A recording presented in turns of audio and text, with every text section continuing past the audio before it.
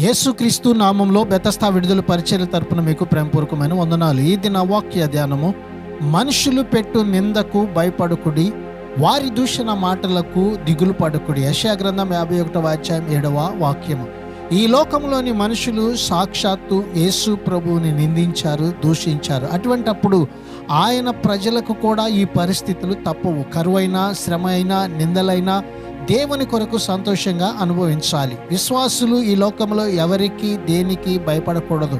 బాధలు, కష్టాలు, విషమ పరీక్షలు ఓర్చుకోవడం వల్ల విశ్వాసులను మెరుగుపెట్టి వారిని బలవంతులుగా, భవిష్యత్తులో అలాంటి వాటిని ఎదుర్కొనేందుకు సంసిద్ధులుగా తీర్చిదిద్దుతుంది. ఇది నా వాక్యాన్ని బట్టి మనుషులు పెట్టే ప్రతి నిందకు, అవమానానికి భయపడకండి. మీ నిందకు ప్రతిగా దేవుడు రెట్టింపైనటువంటి ఘనతను మీకు దయచేయును గాక. ప్రార్థన.